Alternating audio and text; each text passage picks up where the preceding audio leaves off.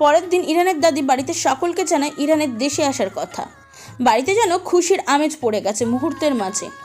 কেউ কেউ ইরান আসছে এতে খুশি, আর কেউ কেউ ইরান বিদেশি জিনিসপত্র নিয়ে আসছে এতে খুশি। দিনাও এসে উপস্থিত হয়েছে। দিনার বাবা একটা রিক্সা ভাড়া করে পাঠিয়ে দিয়েছে। জুথি যতটুকু পেরেছে নিজের রুমটা গুছিয়ে নিয়েছে। ইরানের জন্য কি কি রান্না করবে সব ঠিক করে রেখেছে। দাদির কাছ থেকে আগেই ইরানের পছন্দের খাবার কি কি জেনে নিয়েছে। যা যা লাগবে রান্না করতে ঈশানের হাতে বাজার করে সব আনিয়ে রেখেছে। জুথি আজ ভীষণ খুশি, মনের আনন্দে সব কাজ করে চলেছে। আর একটা দিন তারপর তার মানুষটা নিজের কাছে থাকবে, হাত বাড়িয়ে ছুতে পারবে। এত দিন যাকে মোবাইল স্ক্রিনে দেখে এসেছে তাকে সে সামনাসামনি দেখতে পারবে। মনে মনে কেমন যেন আনন্দ হচ্ছে, তেমন ভিতরে একটা জড়তা কাজ করছে। ইরানের সামনে গিয়ে কী করে দাঁড়াবে সে? লজ্জায় অস্বস্তিতে সামনে বেশি সময় থাকতে পারবে বলেও মনে হচ্ছে না। ইরান তার সামনে এসে দাঁড়াবে ভাবলেই কেমন হাত পা ঠান্ডা হয়ে যায়। পরের দিন ইরহানকে আনার জন্য এয়ারপোর্টে যাবে। সকলের আগে ইমনের বউ লিমা তৈরি হয়ে গেছে। ইমন অবশ্য যাবে না, লিমা সেজে গুজে সেজে আছে। তাসলিমা বানু ইরানের বাবা, ঈশান আর দিনা যাবে ইরানকে আনার জন্য। ইরানের দাদি যাবে না, বয়স হয়েছে, এতটা পথ যেতে পারবে না। তার উপর তিনি আবার গাড়িতে চড়তে পারে না। এর মধ্যে জুথিও যাবে না।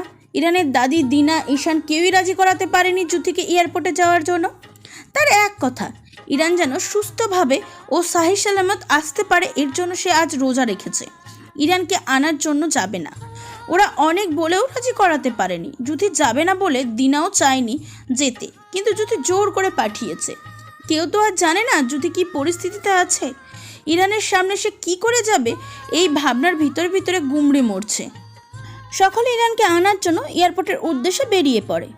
অন্য দিক থেকে জুথি তার বরমহাশয়ের জন্য নানান ধরনের রান্নাতে মত্ত হয়।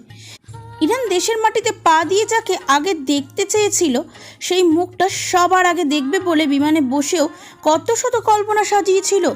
সেই বহু কাঙ্ক্ষিত মুখটা দেখা সে পায়নি।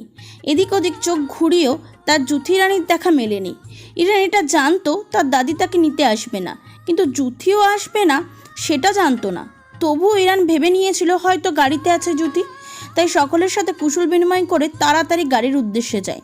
গাড়ির কাছে গিয়েও ইরান নিরাশ হয়, তার জুথি রানী নেই। ঈশানের কাছে জিজ্ঞাসা করে জানতে পারে জুথি আসেনি। ইরান আর কথা বাড়ায় না, চুপচাপ গাড়িতে উঠে বসে।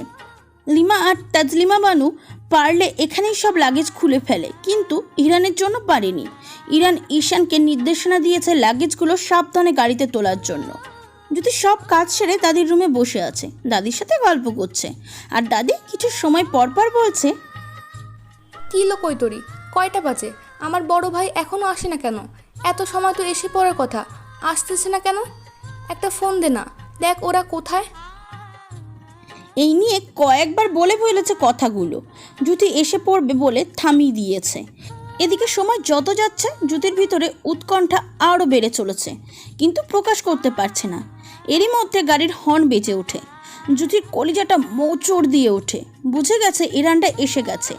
কাঁপা কাঁপা গলায় বলে ওঠে, দাদি, ওনারা মনে হয় এসে গেছে। ইরানের দাদি তাড়াতাড়ি জুথিকে আসতে বলে বেরিয়ে যায়। জুথির এই সুযোগে নিজের রুমে চলে যায়। দাদির গলা শোনা যাচ্ছে, ইরানের সাথে কত কথা বলছে, আবার জুথিকেও ডাকছে যাওয়ার জন্য। জুথির বুকে ধুকপুকানি বেড়েই চলেছে। মনে মনে আল্লাহকে ডাকছে। চোখ বন্ধ করে আলমারিতে পিঠ ঠেকিয়ে দাঁড়িয়ে আছে।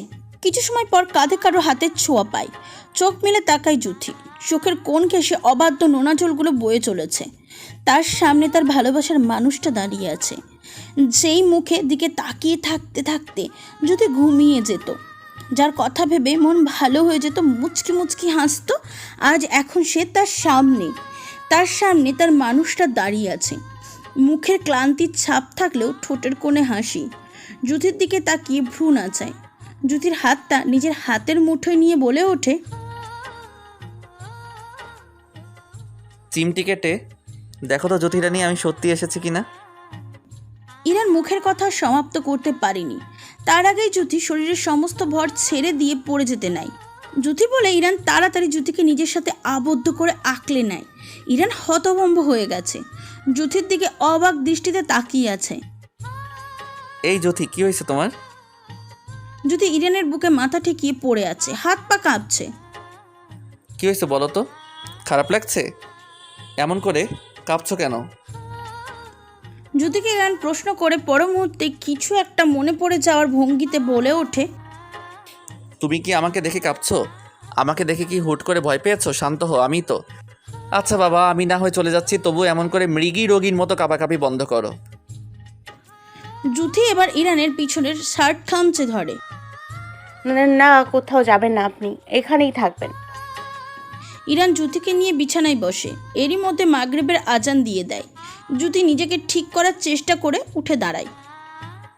আরে উঠছো কেন? চুপচাপ এখানে বসো, স্বাভাবিক হওনি এখনো, পড়ে যাবা। রোজা রেখেছি, আজান দিয়ে দিয়েছে, ইফতার করব তো, অন্তত পানি তো খেতে হবে। কি রোজা রাখছো? কিন্তু এখন কিসের রোজা? জ্যোতি এবার কিছুটা লজ্জা পেয়ে গেল, মিনমিনিয়ে বলল, আসলে আপনি যেন ঠিকঠাকভাবে আসতে পারেন, তার জন্যই মানে রেখেছি আর কি। বাহ, বউ আমার সহি সালামতে আসতে পারি সেজন্য রোজা রেখেছে, কিন্তু আমাকে দেখে আবার কাঁপতে কাঁপতে অজ্ঞান হয়ে যেতে নিয়েছিল। মোমো মোটেও না। থাক, এবার তাড়াতাড়ি পানি খাও। আর তোমার খাবার কই? ফল টল কেটে রাখোনি? হ্যাঁ রেখেছি তো, পানি খেয়ে যাচ্ছি, তারপর খেয়ে নিব। আর যেতে হবে না, কোথায় আছে বলো, আমি নিয়ে আসছি। আপনাকে আনতে হবে না, আপনি জামা কাপড় বদলে হাত পা ধুয়ে বিশ্রাম নিন। তুমি চুপ থাকো, পানি খাও, আমি আসছি। বলে ইরান দরজা খুলে বের হতে নাই। এরই মধ্যে দেখতে পাই দিনা আসছে। ইরান হাসি মুখে কিছু বলতে নেবে তার আগে দিনাই বলে ওঠে, দুলাভাই, এটা আপুর জন্য দাদি দিয়েছে। প্লেটটা ইরানের হাতে ধরিয়ে দিয়ে দিনা দৌড়ে চলে যায়। ইরানের কিছু না ভেবে প্লেটটা এনে বিছানায় রাখে। জ্যোতিকে চুপচাপ বসে খেতে বলে ইরান বাথরুমে ঢুকে যায়। হাত মুখ ধুয়ে এসে ইরান বসার ঘরে এসে দেখে তসলিমা বানু আর লিমা লাগেজগুলো নাড়াচাড়া করছে। খোলার চেষ্টা করছে কিন্তু পারছে না। কি করছো তোমরা? জানতে চায় ইরান। ইরানের গলা শুনে লিমা বেশ ঘাবড়ে যায়, সোজা হয়ে দাঁড়িয়ে যায়, আমতা আমতা করে বলে, কিছু না ভাইয়া, আসলে লাগেজগুলো দেখছিলাম আর কি। ইরান ওদের আর কিছু না বলে বসার ঘর থেকে নিজের লাগেজটা নিয়ে আসে। ওই লাগেজগুলো ঈশানকে বলে যেন এনে ইরানের রুমে দিয়ে যায়। ঈশান কথা মতন সবগুলো লাগেজ ইরানের রুমে দিয়ে যায়। তসলিমা বানু, লিমা, ইরানের বাবা সকলে এই লাগেজ খোলার অপেক্ষায় বসেছিল। কিন্তু ইরানের করা এমন কাণ্ডে সবার মন ক্ষুণ্ণ হয়। ওরা মুখিয়ে আছে ওদের জন্য কি এনেছে তা দেখার জন্য। আর ইরান কিনা সব লাগেজ তার রুমে নিয়ে রাখতে বলছে। কিছু বলতে নেবে তাসলিমা বানু, তার আগে ইরানের দাদি আটকে দেয়। এত তাড়া কি তাছলিমা? মুখ দেখে মনে হচ্ছে সহ্য হচ্ছে না। এতগুলো লাগেজ যখন এনেছে তখন নিশ্চয়ই তোমাদের জন্য এনেছে। আমার নাতির সব দিকে নজর থাকে। এত সময় অপেক্ষা করতে পেরেছো, আর একটা রাত অপেক্ষা করতে পারবে না? গিয়ে হাত মুখ ধোও, তারপর এসে খাবার দাবার সকলকে দাও। আজ একটু তাড়াতাড়ি খেয়ে নিব সকলে, এমনিতেই সকলে খুব ক্লান্ত। ইরান রুমে এসে নিজের লাগেজ খুলতে থাকে। জ্যোতি সেটা দেখে বলে, দিন আমি খুলে জামা বের করে দিই। এটুকু আমি পারবো। তারপর ইরান একটা টি শার্ট আর ট্রাউজার পরে আসে। এসে দেখে জ্যোতি এখনো প্লেট নিয়ে বসে আছে।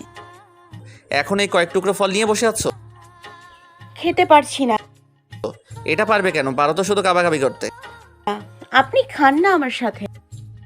সেটা তো খেতেই পারি যদি কেউ খাইয়ে দেয়, কিন্তু আবার না খাইয়ে দিতে গিয়ে একটু আগে যতটুকু বাকি ছিল ততটুকু শেষ করে কি? অজ্ঞান হওয়া। একটু আগে তো হতে হতে হওনি, এখন আবার খাইয়ে দিতে গিয়ে অজ্ঞান হয়ে যাবে না তো? ধ্যাৎ, আপনি আমার সাথে মজা নিচ্ছেন। ইরান আর কথা না পারি নিজের প্লেট থেকে 2 টুকরো ফল নিয়ে খায়। তারপর রুম থেকে বের হয়ে দাদির রুমে চলে যায়। অনেক সময় ধরে দাদির সাথে আড্ডায় মশগুল হয়। সাথে গিয়ে ঈশান আর দিনাও যুক্ত হয়। রাত 8টার দিকে জ্যোতি গিয়ে সকলকে ডেকে আনে খাওয়ার জন্য। খেতে বসে ইরান খাবারের আইটেম দেখে পুরোই অবাক। তার উপর সব তার পছন্দের।